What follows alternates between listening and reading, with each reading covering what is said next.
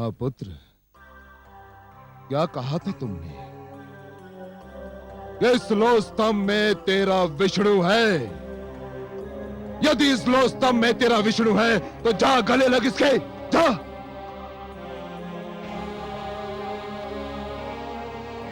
आगे बढ़ दुष्ट, अपने विष्णु का आलिंगन कर, जा। जो आज्ञा पिताश्री, आपका आशीर्वाद चाहिए। ओम नमो भगवते वासुदेवाय। ओम नमो, ओम नमो।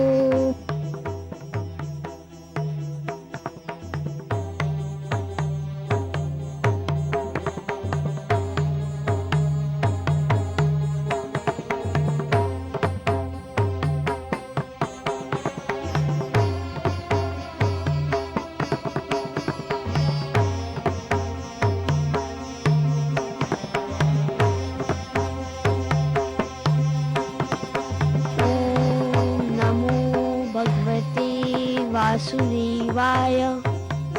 ओम नमो भगवते वासुदेवाय। ओम नमो भगवते वासुदेवाय। ओम नमो भगवते वासुदेवाय।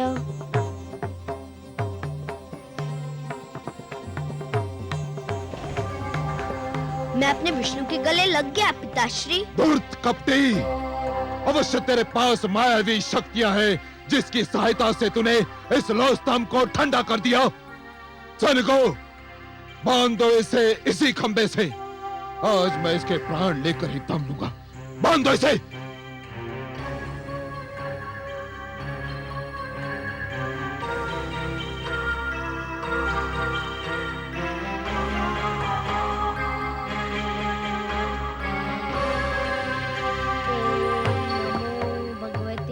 वासुदेवाय। ओम नमो भगवते वासुदेवाय। ओम नमो भगवते वासुदेवाय। ओम नमो भगवते वासुदेवाय।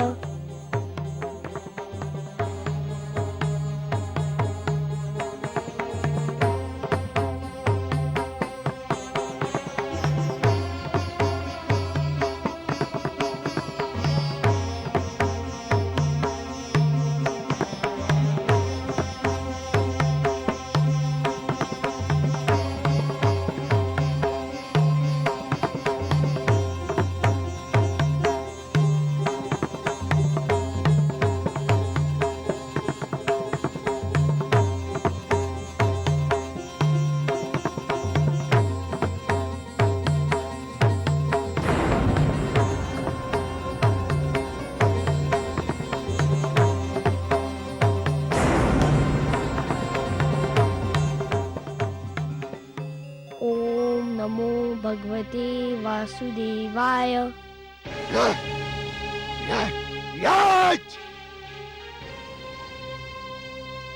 अब तुझे कोई नहीं बचा सकता, तेरा विष्णु भी नहीं।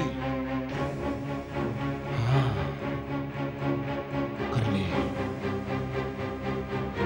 कर ले अपने विष्णु का मन भर के स्मरण कर ले। यदि तेरे कथनानुसार इस स्तंभ में विष्णु है तो उसे कह कि वो बाहर निकलकर तुझे दर्शन दे और तेरे वध का दृश्य भी देखे। तो जीवित नहीं बचेगा प्रहलाद, अब तू जीवित नहीं बचेगा।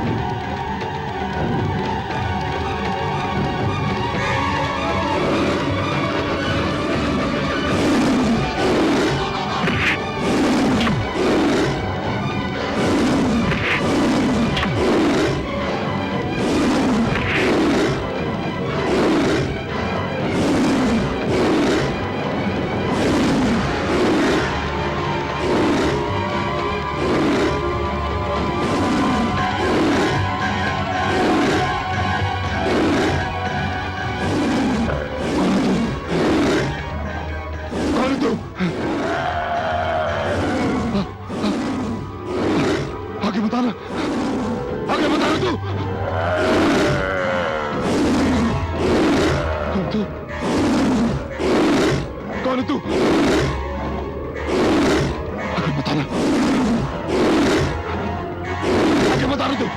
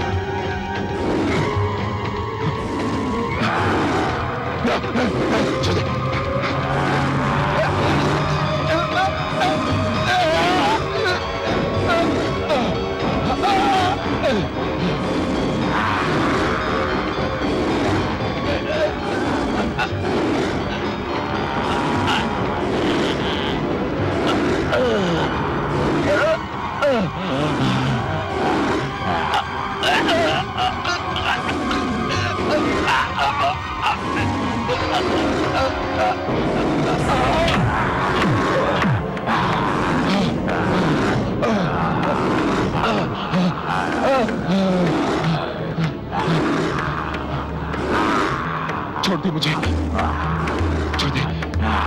कौन है तू? मैं तेरी मृत्यु हूं धूर्त, तेरा काल। नहीं, ये नहीं हो सकता। मैं नहीं मर सकता। मैं भगवान हिरण्यकशिपु हूं। मैं नहीं मर सकता। क्यों नहीं मर सकता दुष्ट? क्या तूने किसी माता के गर्भ से जन्म नहीं लिया है? ब्रह्मा जी ने मुझे वरदान दिया है। क्या वरदान दिया है? कि ना मैं दिन में मर सकता हूं, न रात्रि में। तो देख दुष्ट, इस समय न दिन है ना रात्रि, ये संध्या काल की बेला है।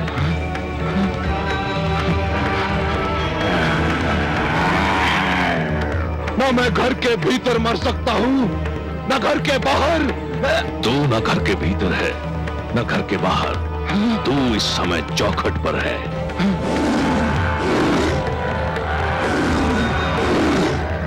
ब्रह्मा जी ने कहा था कि ना मैं धरती पर मर सकता हूं, आकाश में। ब्रह्मा ने सत्य कहा था। देख तू इस समय ना धरती पर है ना आकाश में, तू धरती और आकाश के मध्य मेरी गोद में है। और क्या कहा था भाग्य विधाता ने? उन्होंने कहा था कि ना मुझे पशु मार सकता है न मानव। मुझे ना कोई पशु मानेगा ना मानव। मैं आधा नर और आधा सिंह, मेरा नाम नरसिंह है। और क्या कहा था? उन्होंने कहा था कि मेरी मृत्यु न शस्त्र संभव है न अस्त्र से। मेरे हाथों में ना कोई अस्त्र है ना शस्त्र। मैं अपने नखों से तेरा उदर चीर कर तेरा वध करने जा रहा हूं। अरे बचाओ, अरे बचाओ, कोई। तेरा अंत निकट आ चुका है मूर्ख। तू बच जाता तो एक ऐसी परंपरा का जन्म होता जो समस्त सृष्टि के लिए अनर्थकारी सिद्ध होती। पिता जन्मदाता है, यदि वही अपने पुत्र का वध करने लग जाए तो सृष्टि का क्या होगा? बचाओ।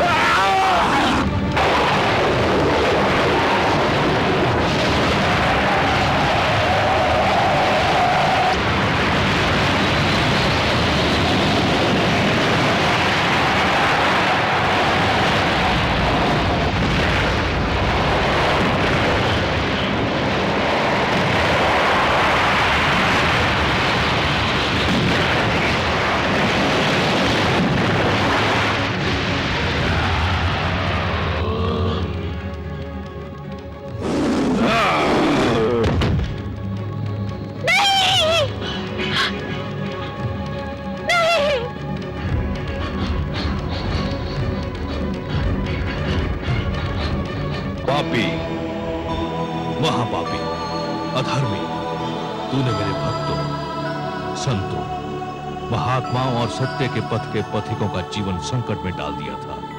मेरी ही इच्छा से प्रहलाद जैसे भक्त का जन्म असुर कुल में हुआ, ताकि तेरे अभिमान को तेरा ही रक्त ललकारे और संसार को यह ज्ञान भी हो कि असुरों में भी महापुरुषों का जन्म संभव है। हे नराधम, तूने ब्रह्मा से छल द्वारा एक वरदान क्या मांग लिया तूने वास्तव में यह समझ लिया कि तुझे मृत्यु से मुक्ति मिल गई। मूर्ख, परमेश्वर के अतिरिक्त जन्म और मृत्यु के चक्र से कोई मुक्त नहीं है। तेरे मन में यह भ्रम समा गया कि तू श्रेष्ठ है, तू सर्वशक्तिमान है। हे दुर्बुद्धि, हे दुर्मते, केवल ईश्वर श्रेष्ठ है। ईश्वर, केवल ईश्वर सर्वशक्तिमान है, केवल ईश्वर सर्वशक्तिमान है।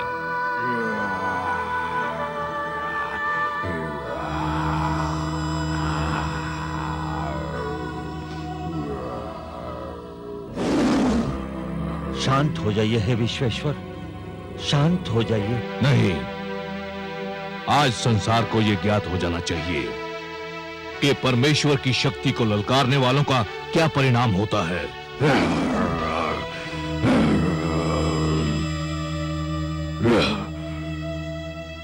हे जनार्दन, हे लक्ष्मीपति, दुष्ट हिरण्यकश्यप अपने परिणाम को पहुंच गया है। अब अपना क्रोध रोक लीजिए। नहीं, अभिमानियों को यह ज्ञात हो जाना चाहिए कि उनका अभिमानी सिर किस प्रकार पैरों तले रौंदा जाता है।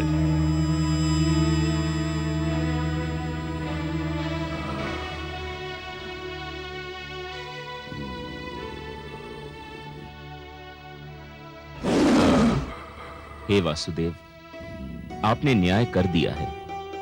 हिरण्यकशिपु के शरीर के साथ उसका अभिमान भी ठंडा पड़ चुका है। अब अपने प्रकोप को समेट लीजिए, नहीं तो समस्त सृष्टि उसकी चपेट में आ जाएगी। इस पापी ने स्वयं को ईश्वर कहा था, स्वयं को सर्वशक्तिमान कहा था, मेरे भक्तों को कष्ट दिया था। देख ले, आज समस्त संसार देख ले कि स्वयं को ईश्वर कहने वाले, स्वयं को सर्वशक्तिमान मानने वाले किस प्रकार धूल में मिला दिए जाते हैं।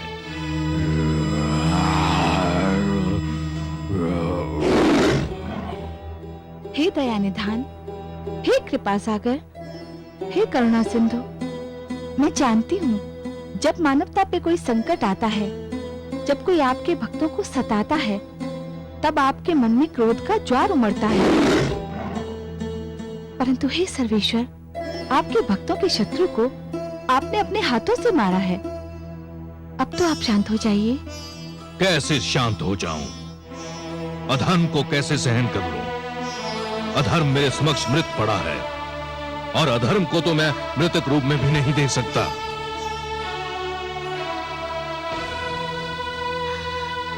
पुत्र,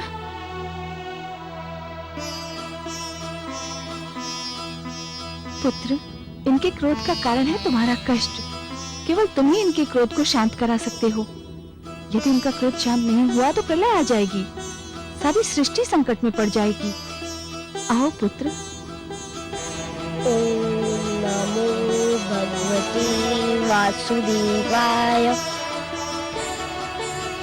हे मेरे वासुदेव, मेरे विष्णु, मेरे मन में जन्मी से आपकी जो छवि बसी है वह बड़ी सुंदर, बड़ी कोमल, बड़ी मनमोहक है। मैंने हर पल उसी छवि को पूजा है। हे जगदीश्वर, मुझे आपके इस विकराल रूप से डर लग रहा है। मैं जानता हूँ आपके क्रोध का कारण है मुझे दी जाने वाली यातनाएं, मुझे पहुँचाया जाने वाला कष्ट। उन यातनाओं और कष्ट का आपकी कृपा से अंत हो चुका है। हे वासुदेव, विश्वास कीजिए, मैंने आपसे अपने भाई अल्लाद और गुरुजन शंडर अमर के जीवन की भिक्षा अवश्य मांगी थी, परंतु पिताश्री के जीवन की भिक्षा कदापि नहीं मांगूंगा। वे आपके बैरी थे, आपने न्याय कर दिया। अब आप शांत हो जाइए और मुझे अपना वह मधुर रूप दिखा दीजिए जो मेरे मन में बसा हुआ है। हे वासुदेव, मेरी विनती सुन लीजिए, मेरी प्रार्थना स्वीकार कर लीजिए।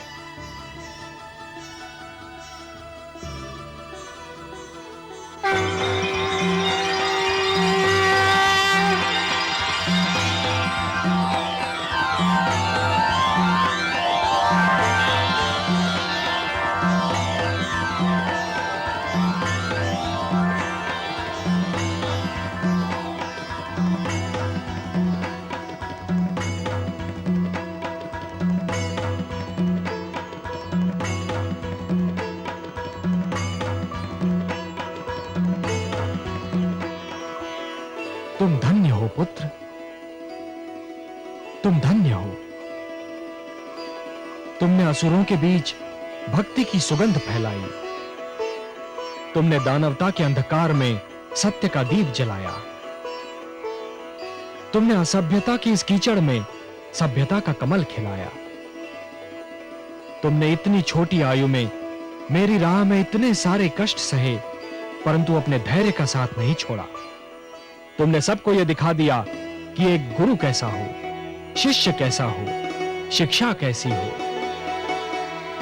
मैं तुमसे अत्यंत प्रसन्न हूं पुत्र प्रहलाद, अत्यंत प्रसन्न हूं। तुम मेरे परम भक्तों में गिने जाओगे। जब तक ये समस्त संसार रहेगा, कोई भी तुम्हारा नाम कदापि नहीं भूल पाएगा।